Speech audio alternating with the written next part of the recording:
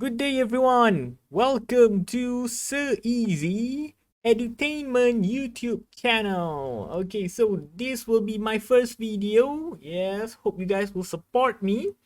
And today we'll be looking at Form 5 English activity. Alright, this activity is based from your English download textbook. We'll be looking on the activity for Unit 6, Lesson 49, Listening.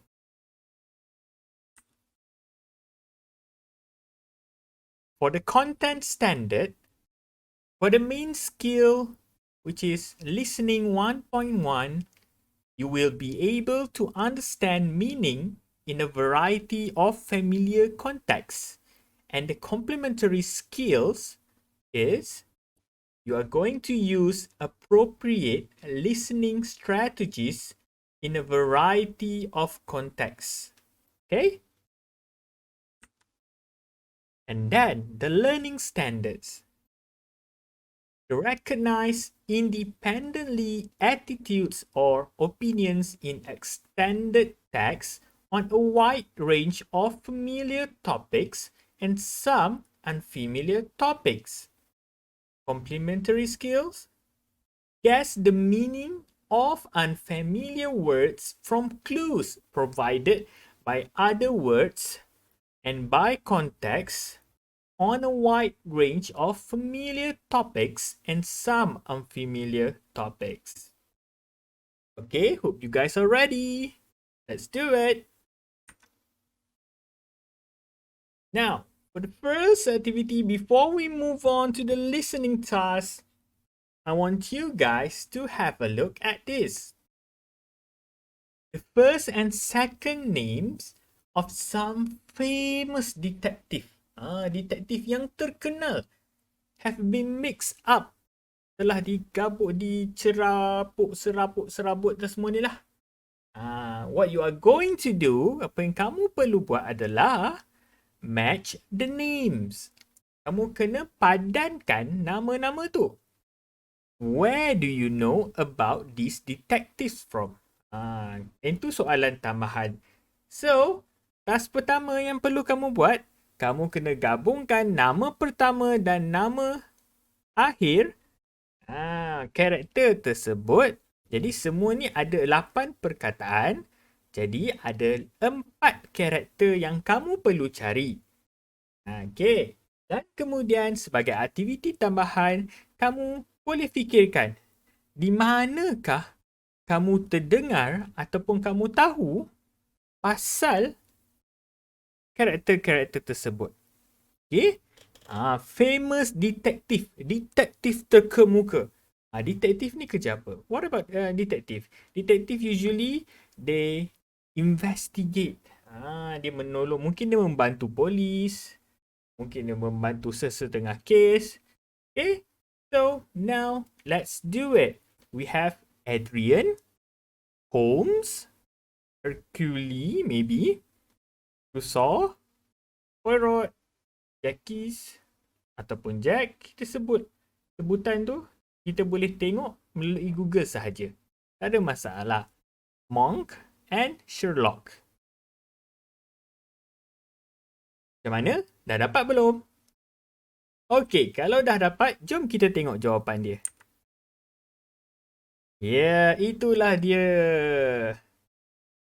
Pertama, Sherlock Holmes, nama yang sangat terkenal. Pertama adalah Sherlock Holmes, nama yang sangat terkenal. Korang mesti tahu.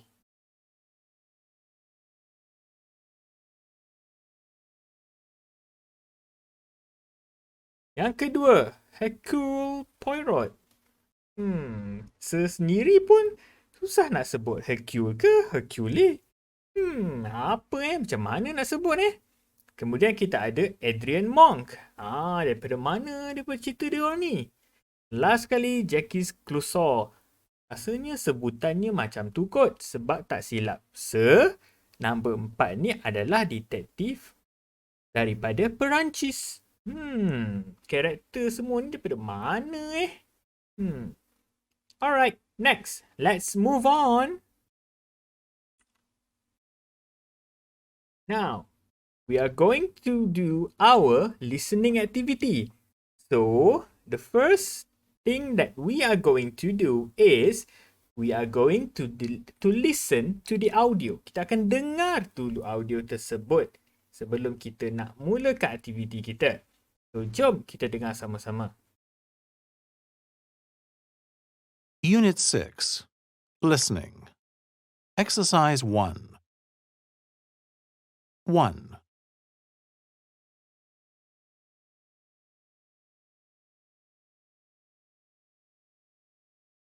He deserves the death penalty. That's a bit harsh, isn't it? 2. I'm sure he's been arrested. Unit 6. Listening. Exercise 1. 1. He deserves the death penalty. That's a bit harsh, isn't it? 2. I'm sure he's been arrested. 3. He must have been at least 1.8 meters tall. 4. Thanks for reassuring me. 5. I have my doubts about her innocence. 6. I think his coat was black, but I couldn't swear to it.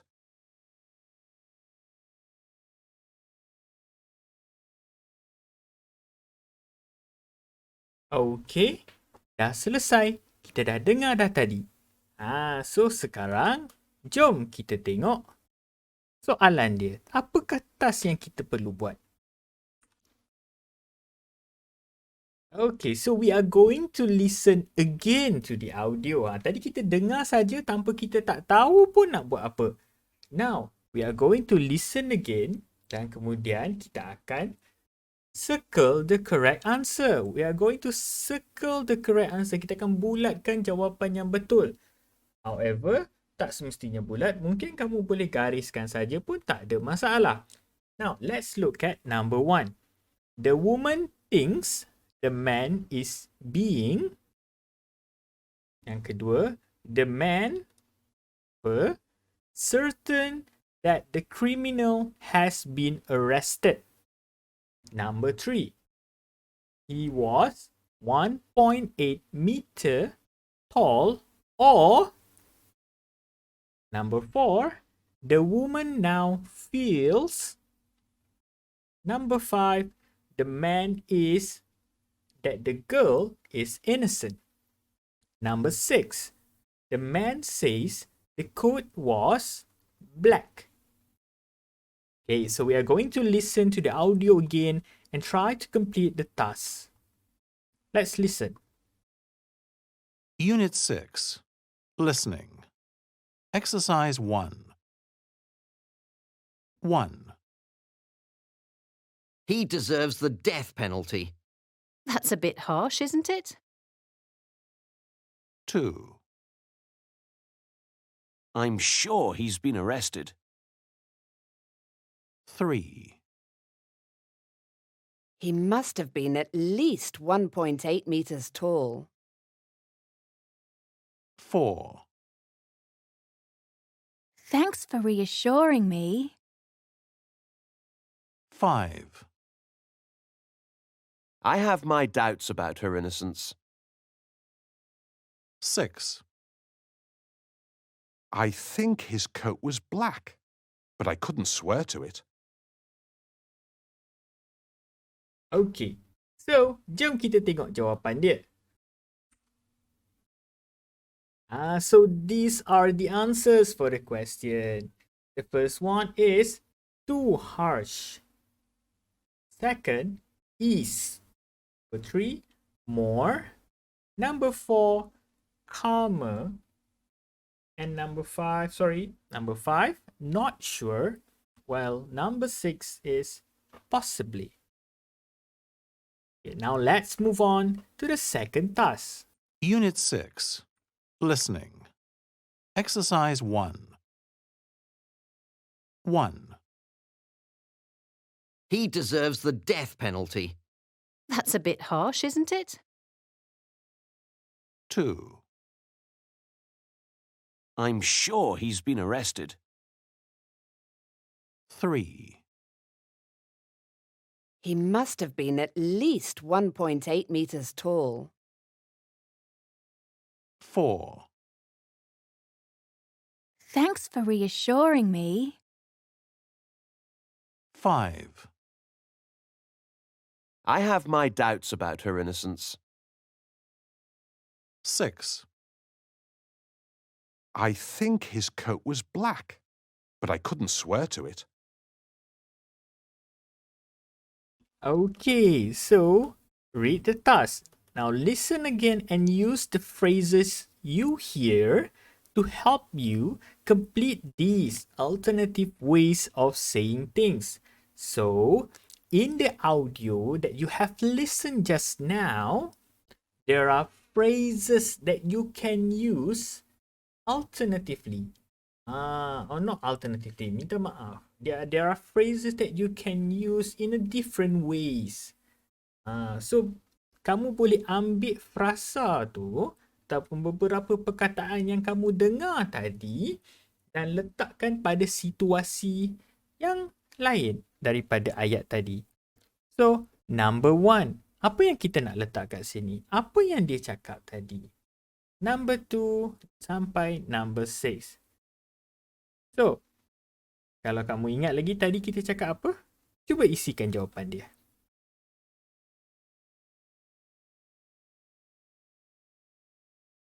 Dah selesai? Okay. Now, jom kita tengok jawapan. Yang pertama, that's too easy. That's a bit harsh, isn't it? Number 2, he must still be at school. I'm sure he is still at school. So, kalau kita cakap he must still be at school, kita tak, dia mesti ada kat sekolah. So, ayat yang cara lain kamu nak terangkan yang maksud dia sama adalah I am sure he is still at school. Saya pasti dia masih ada di sekolah.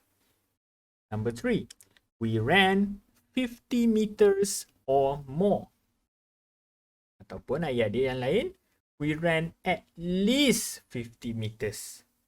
Ini ayat atas tu dan ayat bawah adalah sama. Sama maksud dia. Cuma cara ditulis adalah berbeza. Cara kamu cakap tu berbeza. Number 4, I will speak to her and make her feel calmer. I'll speak to her and reassure her. Number 5, I am not sure whether she can be trusted. Kamu boleh letak, I have my doubts whether she can be trusted. Number 6, I think the car was red, but I am not certain. Ataupun ayat yang kamu boleh guna, I think the car was red, but I couldn't swear to it. Okay? Alright, let's move on to the task 3. Okay, untuk task 3 ini, ada 7 soalan. There are 7 questions. For each question, there will be 1 audio each. So you will have to listen and answer the question here. Jom kita tengok.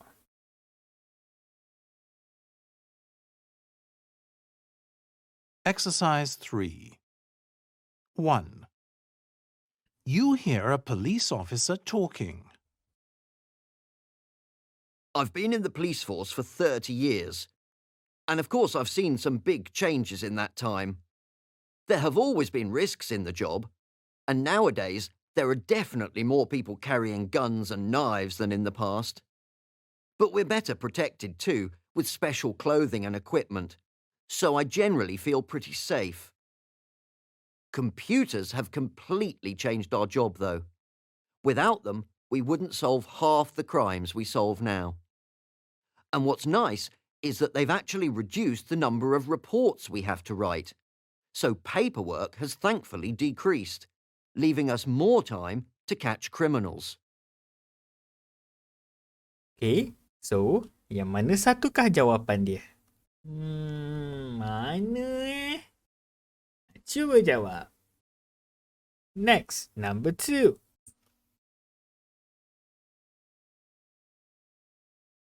Jom kita dengar pula. 2.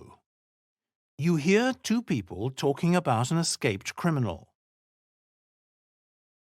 Did you hear a criminal broke out of the prison near here the other day? Yes, I did, but they must have caught him and put him safely away again by now. I'm not sure about that. The police helicopter was out searching yesterday, which suggests he's still on the run. Do you know what he went to prison for? He could be dangerous. Well, I think most of the people in that prison are serving sentences for burglary, shoplifting, that kind of thing. I don't think they're too violent. Still, we should probably make sure we keep the doors and windows locked just in case until we hear they've caught him. Definitely. Okay, we're done. Let's move on to task 3. Sorry, not task 3. Question number 3. 3. You hear a young woman talking. When I was at school, I was always getting into trouble, usually for vandalism and shoplifting, but once for arson as well. I was too young to go to prison, so I had to do community service many times. I know I was difficult to put up with, and I'm not surprised nobody believed anything I said or trusted me with anything. The thing is, though, I did my time and I learnt my lesson. I'm not like that anymore. I'm a better person and much happier for it, but people still don't trust me. They ought to give me a second chance, but they don't. Okay, let's look at number 4.